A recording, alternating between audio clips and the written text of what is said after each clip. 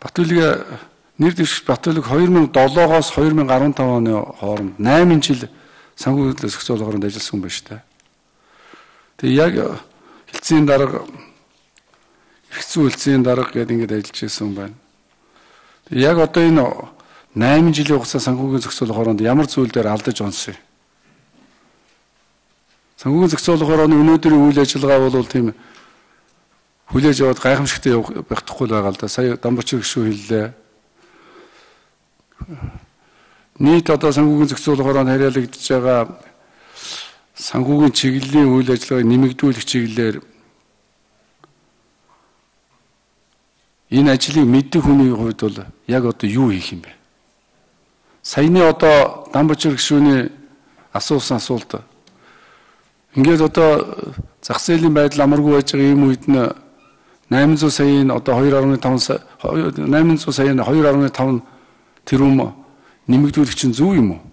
Энийг өөрөө одоо очвол яаж өөрчлөх юм? Орон тооны бус гишүүд бол тодорхой хугацаанд хуралдаад явчихдаг хүмүүс. Орон тооны гишүүд чинь өөрөө бол манай гишүүд мэдж байгаа. Энэ чинь санхүүгийн зохицуулах хорооны дэд дарга шүү. Тийм баха дэд дарга. Тэгэхээр яг энэ дээр одоо ямар дөрвтэй өөрчлөлт хийх юм бэ? Урд өмнө бодсон сансан алдаж онжсэн юмнаас чинь одоо засах юм байна уу? Энэ одоо эдийн засгийн хямралтай үе санхүүгийн зохицуулах хороо хууль эрхцэн үед эдийн засгийн асуудлаар нь тодорхой хэмжээний дэвшил гаргахаар бодос сансан тэн дээр одоо очиод ийм л зүйлийг хийндэ гэсэн бодсон зүйл байна уу? Энэ чиглэлээр нь 3 асуулт хариулаад байгаа ш. Нэгдүгээр микрофоны өгдөө.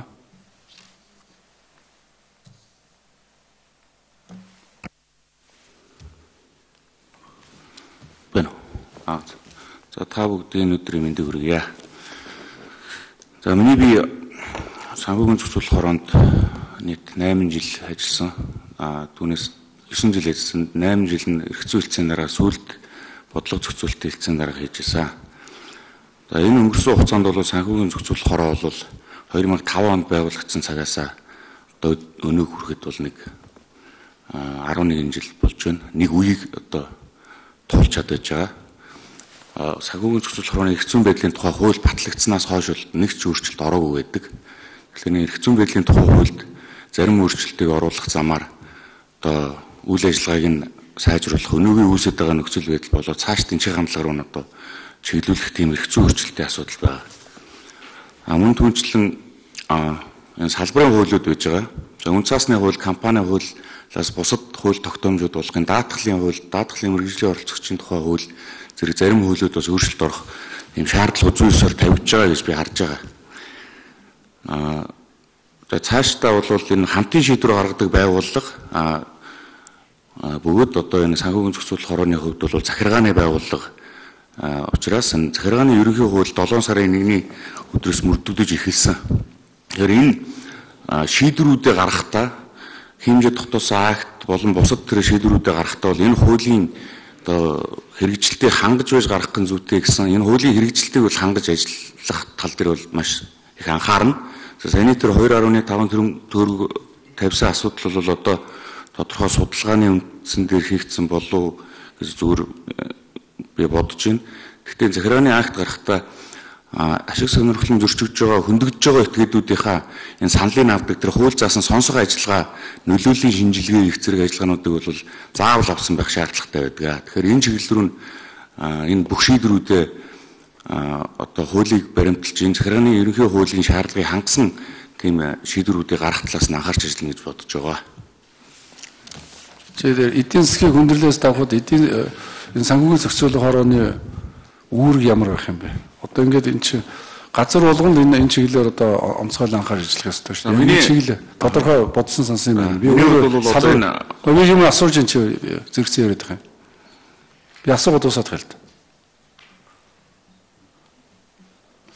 Эдийн засгийн хүндрэлийг даван туулах өнөөдрийн нөхцөлд санхүүгийн зохицуулах хорооны үүрэг өөрөө юу гэж үзэж байгаа. Яг л би өөрөөсөө тодорхой асуугаад байна гэдэг нь бол урд өмнө туршлагатай хүний хувьд бол бодсон сансан юм байна уу? Эдийн засгийн хүндрэлээс даван туулахын тулд хүн болгоны хүчин зүтгэл зүгээр жирийн иргэдээс ахуулаад хүчин зүтгэл хэрэгтэй байж байгаа. Санхүүгийн зохицуулах хороо бол өөрөө чухал байгууллага учраас энэ дээр урд өмнөхөөс илүү урд өмнөхөөс өөр ямар асуудал одоо бодсон сансан байна вэ гэж өөрөө одоо энд ажилд орж ирсэн хүмүүсээс хамгийн туршлагатай хүн одоо орж ирж байгаа гэж би ингэж ойлгоод асуугаад байна шүү дээ.